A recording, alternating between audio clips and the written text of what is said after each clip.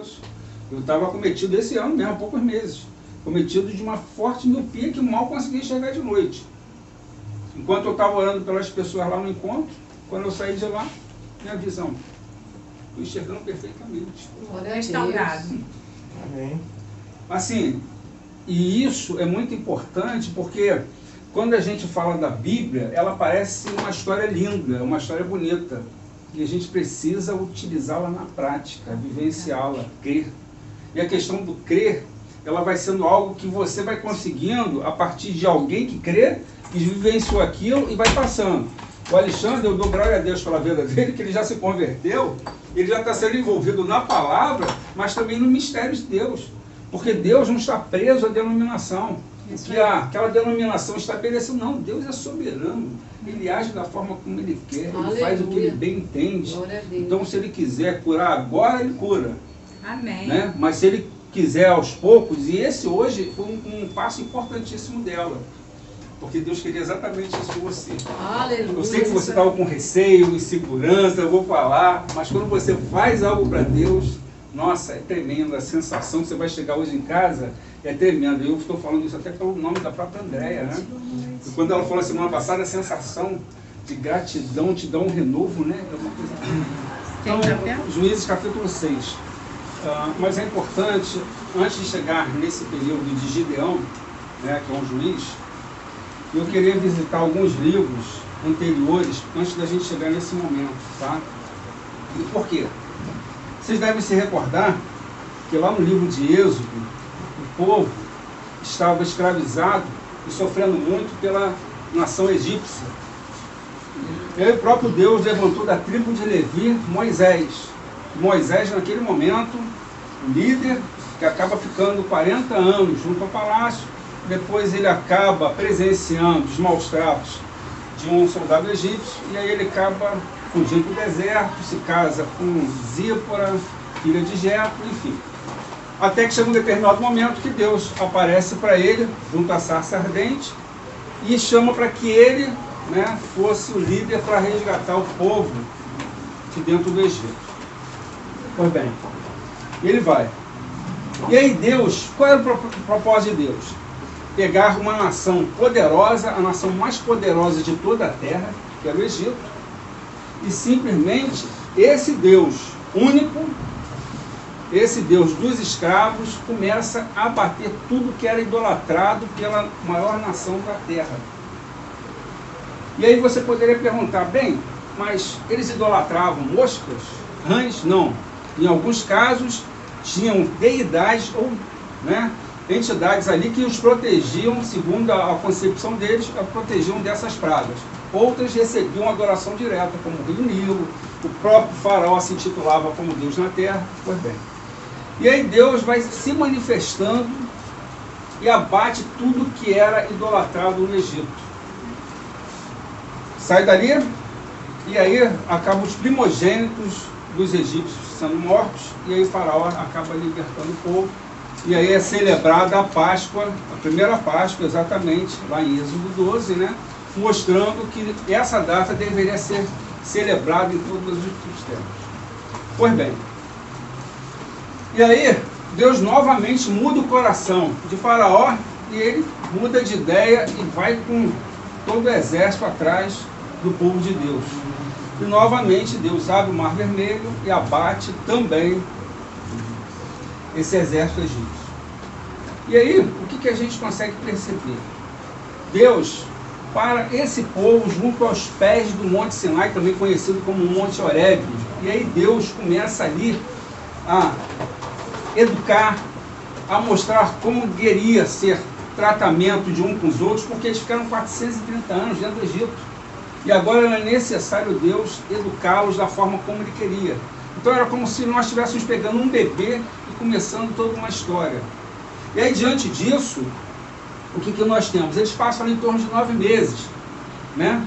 Então, nesse período, você tem o livro de Êxodo, ele falando, relatando como deveria ser a construção do tabernáculo. Depois nós temos o livro de Levítico, isso é referente aos levitas, que foi uma tribo específica, separada por Deus, para que fosse instruída como deveria ser adorado. Eles não deveriam se envolver em trabalhos seculares, então deveriam apenas com as obras de Deus. Pois bem, quando chega no capítulo 13 de Números, né, capítulo 10 de Números, Deus determina que levantasse o acampamento e agora vocês estão prontos para a caminhada e chegarem agora na Terra Prometida. Esse primeiro ponto é importante porque todo esse momento nos mostra como a nossa própria vida cristã. Uma vida cristã, na realidade, ela é percorrida em todo momento com Deus. E Deus vai nos preparando para diante daquilo que Ele tem de melhor para nós, para cada vida de cada um de nós. E aí, diante desse quadro, Ele instruiu nas leis, Ele estabeleceu, deu as pedras dos 10 mandamentos, fez tudo, né? Prepara aquele povo e agora vocês levantam o acampamento e vocês vão desfrutar da Terra Prometida. Chegando lá, tiveram uma concepção totalmente errada. Por quê? Porque diante do quadro, quando chega lá no livro de Números 13, Moisés determina que 12 espias fossem averiguar a terra. E aí, diante desse quadro, depois de 40 dias, eles retornam 10 com um relatório negativo e 2 apenas com um relatório positivo. E aí a gente sabe o que? Entre eles Caleb e Oséias, que depois teve o nome mudado, né, para Josué. E aí é interessante por quê? Porque nós temos também a seguinte situação. A promessa de Deus, houve preparo, todo o tratamento, o cuidado, e você está prestes a desfrutar daquilo que Deus prometeu na tua própria vida. Cada um de nós aqui temos muitos anseios, temos sonhos, e aí Deus nos prepara para que a gente possa desfrutar disso. Mas quando chega naquele momento, a rebelião, bem, quem dera tivéssemos morrido nesse deserto, ou tivéssemos ficado como escravos no Egito. Deus simplesmente, naquele momento, se ira e está prestes a fulminar todo mundo. Moisés intercede, Senhor, e aí Deus simplesmente decide fazer o quê? Bem, farei exatamente como eles me pediram. E a gente às vezes acha que Deus é um Deus de coração pesado, né?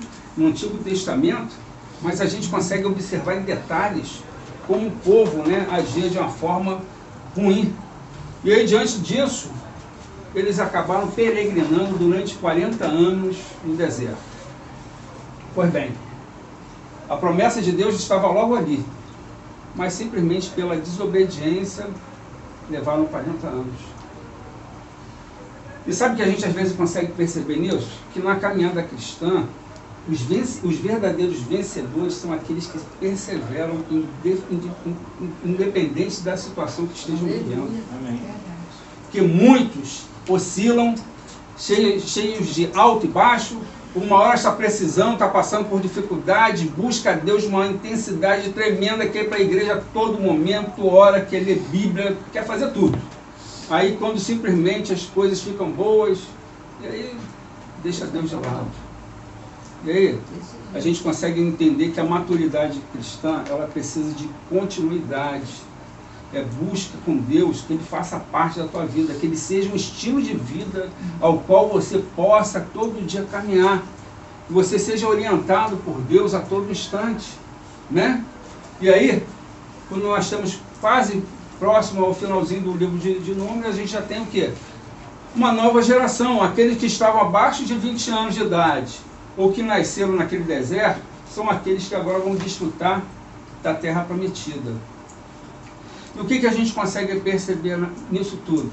É que agora Moisés acaba vacilando também, já estava tão esgotado com aquele povo murmurando, reclamando na vida dele, e acaba, né, simplesmente falando, né, de uma maneira que Deus não se agradou, e ele acaba sendo impedido de entrar na terra prometida. Pois bem, Josué assume, e a partir disso Josué pega esse povo, atravessa o Rio Jordão. No Rio Jordão a água para o povo atravessar. E aí o povo não molhou o pé sequer, apenas os sacerdotes que entraram com a Arca da Aliança entraram no rio e as águas pararam, eles atravessaram. Nós tivemos o quê? Também simplesmente um momento que,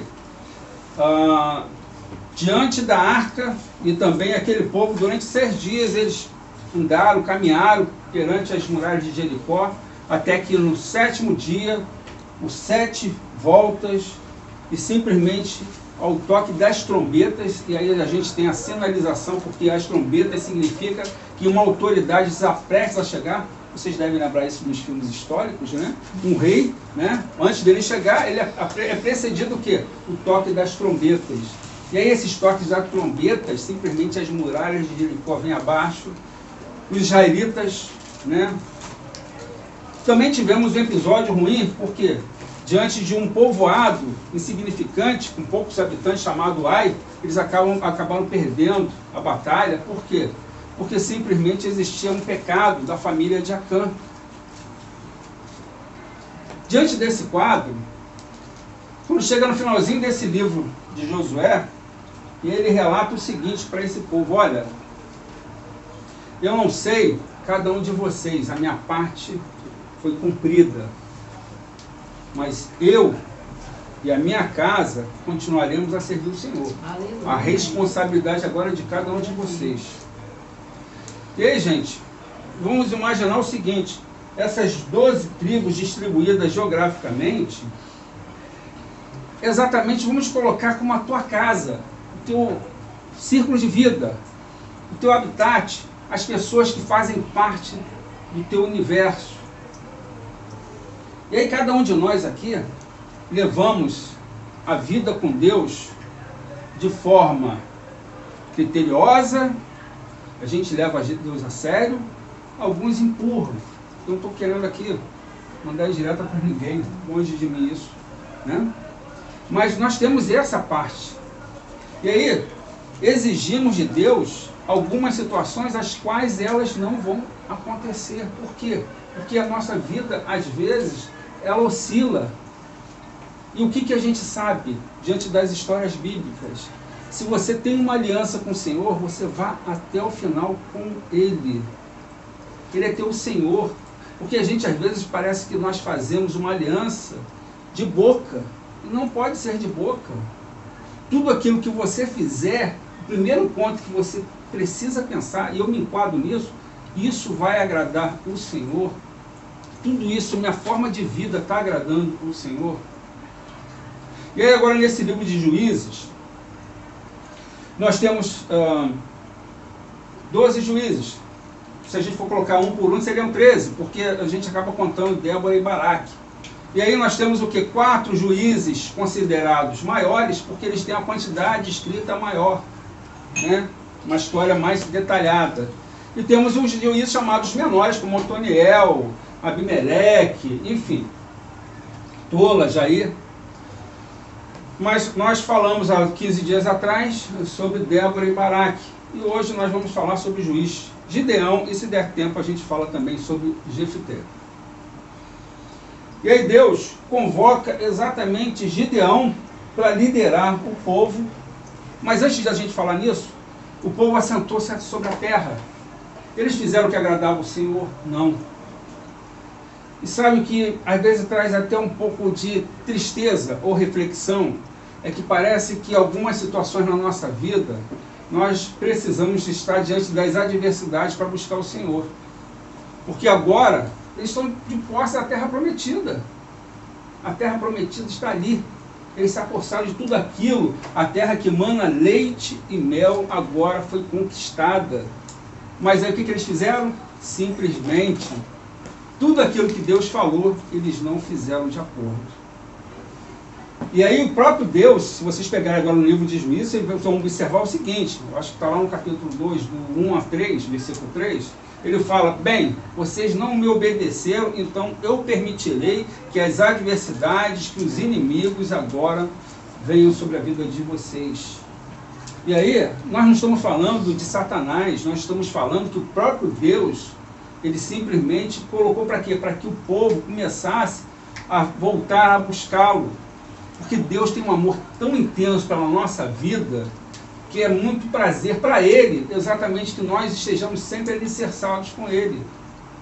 Mas a gente, às vezes, na zona de conforto, nós nos distraímos, nos desligamos e nos afastamos do Senhor. E aí, diante desse quadro, nós temos o quê? Cada território, cada uma das tribos, ela tinha o quê? Uma forma de ser governada. E aí vamos colocar cada um com o seu lar, com sua casa. Cada um agindo de uma forma diferente. Então, Deus permitia que os inimigos chegassem e, por sua vez, depois de muito clamor, quando eles se quebrantavam, Deus levantava um juiz. Nós tivemos um episódio de Débora e Baraque e agora nós estamos falando de Gideão. Se vocês pegarem logo no versículo 1, eu acho que, se eu não me engano, no capítulo 6, fala que durante 7 anos Deus deixou que eles amargassem essa situação. E por que 7 anos? Já observaram que às vezes nós clamamos ao Senhor, Senhor, por que tu não me tira dessa situação logo? Sabe? E a gente pode refletir da seguinte maneira: se o Alexandre tiver um problema e rapidamente ele orar ao Senhor e Deus resolver, ele vai aprender alguma coisa com isso? Por isso que existe um período de tratamento de Deus para que a gente se conscientize e não torne a fazer aquilo que fez de errado. Eles já tinham consciência do que Deus já havia determinado, sabiam que era o certo, mas eles não fizeram. E agora Deus permitiu que os inimigos viessem e simplesmente as situações adversas estão presentes ali. Diante desse quadro, eles estão sendo o quê? Afrontados pelos amonitas, pelos moabitas, e eles que eram para expulsar aqueles povos que estavam habitando a terra prometida, agora mudou a situação. Eles que estão sendo afetados, eles estão sendo subjugados. Diante disso, o que Gideão faz? Gideão é prudente. Não sei se vocês sabem o que significa eira. Eira é um local que você utiliza para plantação, na parte agrícola.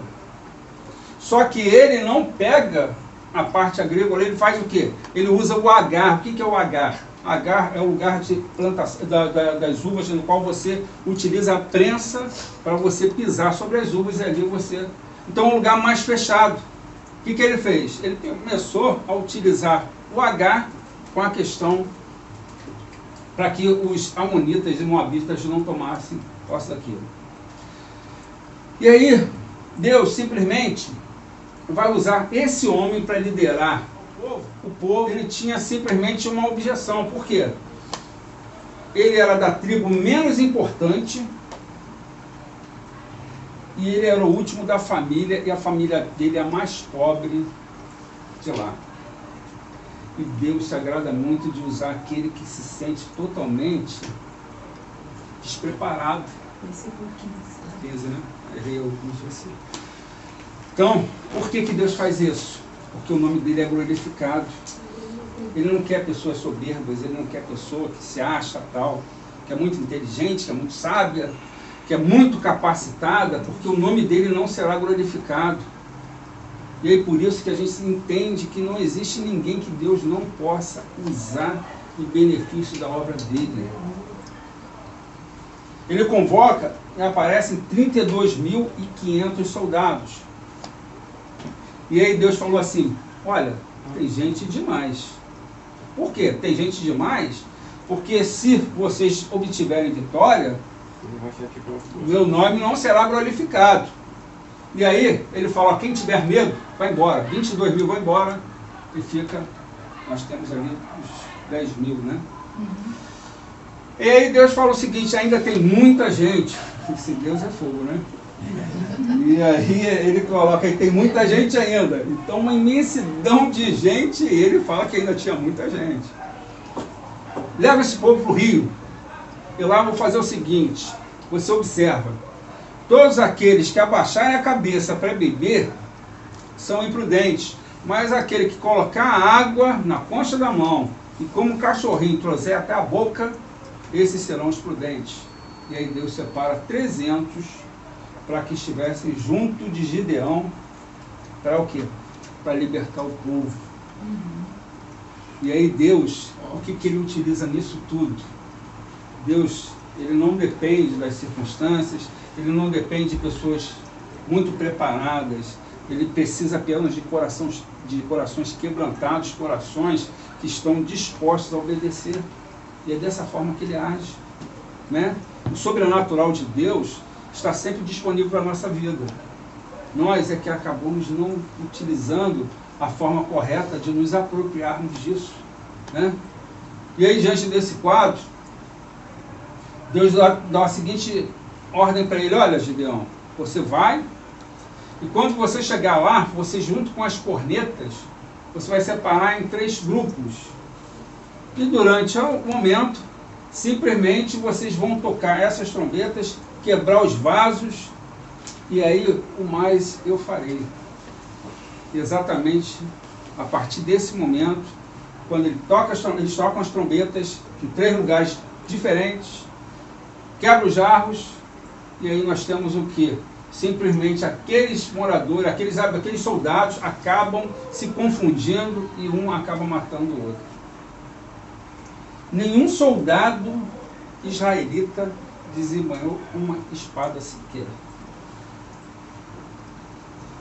Deus não precisa das nossas estratégias, mas Ele precisa da nossa obediência. E isso está atrelada à vitória que Deus proporciona para cada um de nós. Mas a gente às vezes não consegue perceber isso.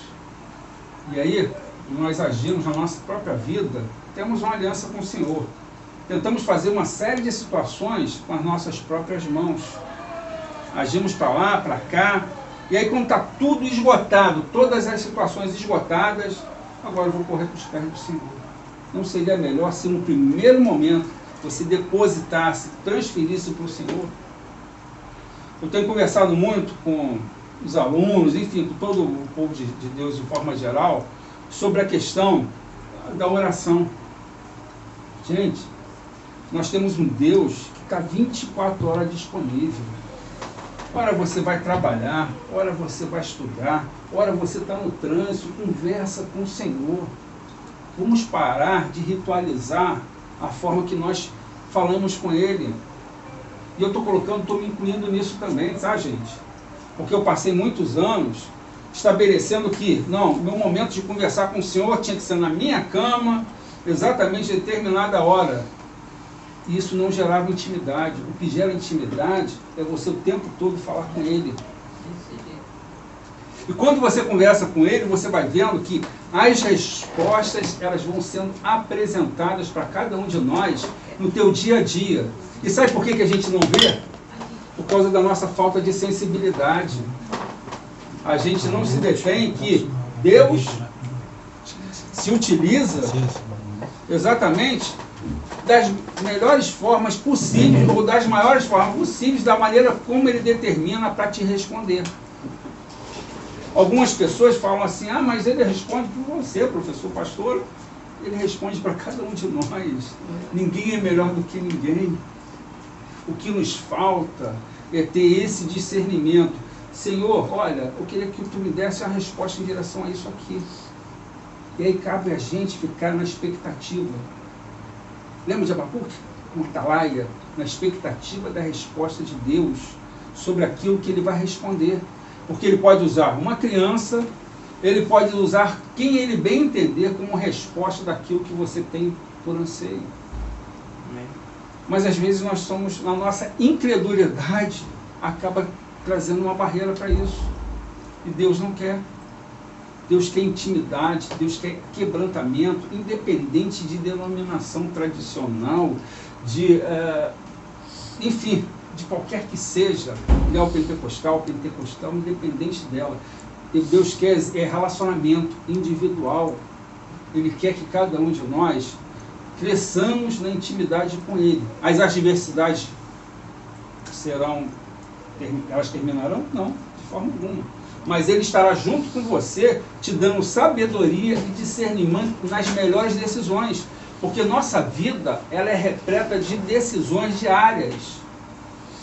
Não é isso? É dessa forma que Deus age? É. A cada dia, quando você se levanta, você toma decisões. Eu vou para cá, eu vou para lá, eu faço isso, eu faço aquilo.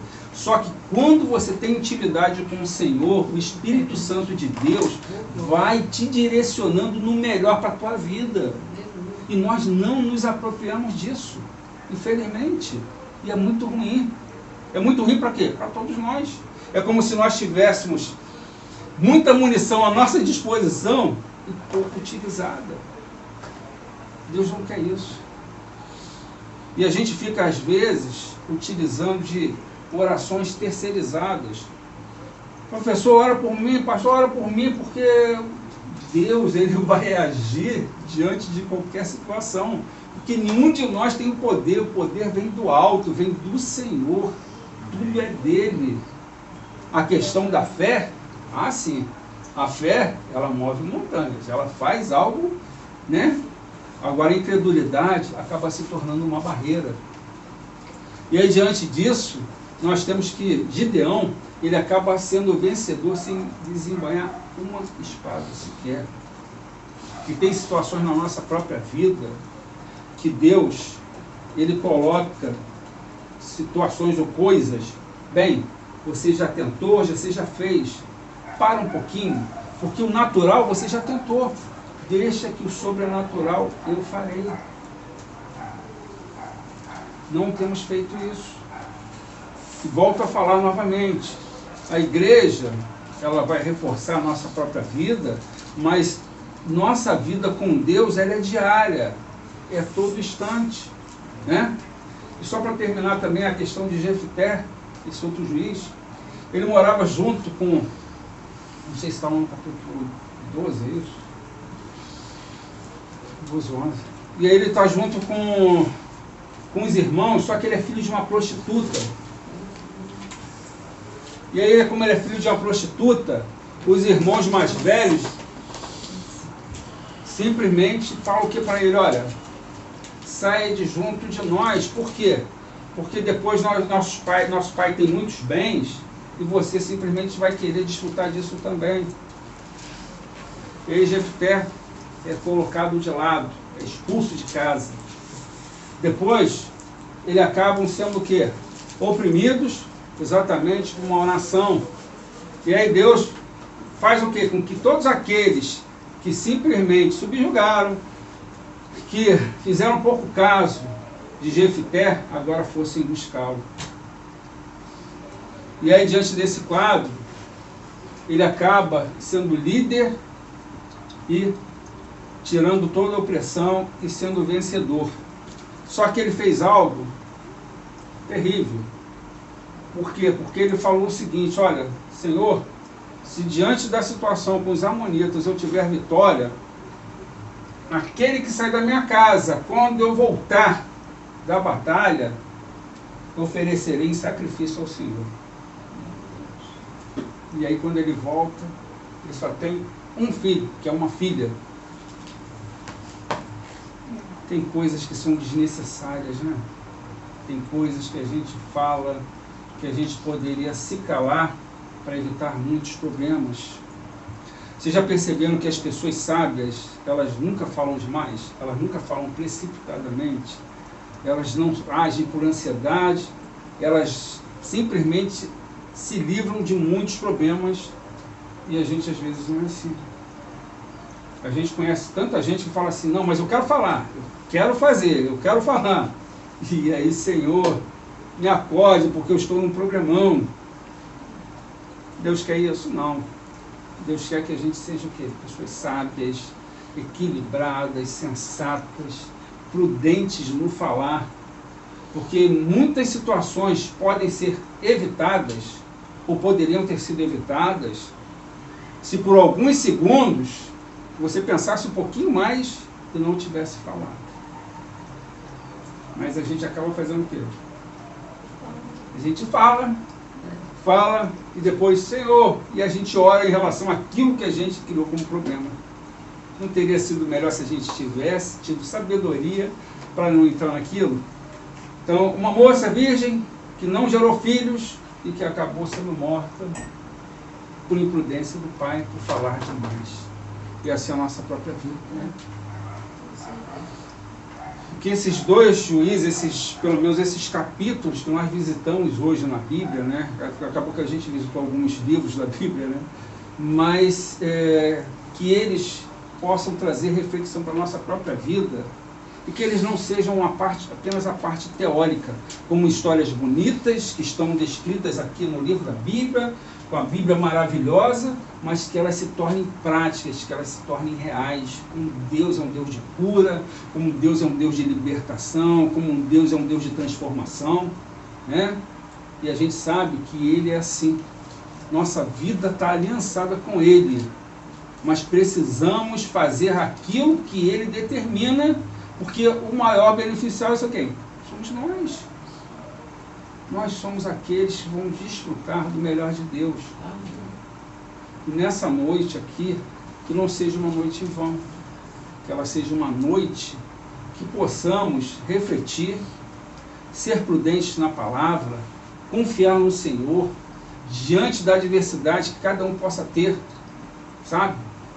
Deus te dá a razão, te dá a sabedoria, amém. Mas peça direção a Ele, porque tem situações que o perigo está oculto e a gente não tem a capacidade de ver. Enxergamos até a esquina. Na virada da esquina, somos incapazes de ver. Por isso, que a gente esteja todo dia pedindo orientação a Deus nas pequenas coisas, nas mínimas, porque dessa forma Ele vai se alegrar com cada um de nós. Amém. Amém.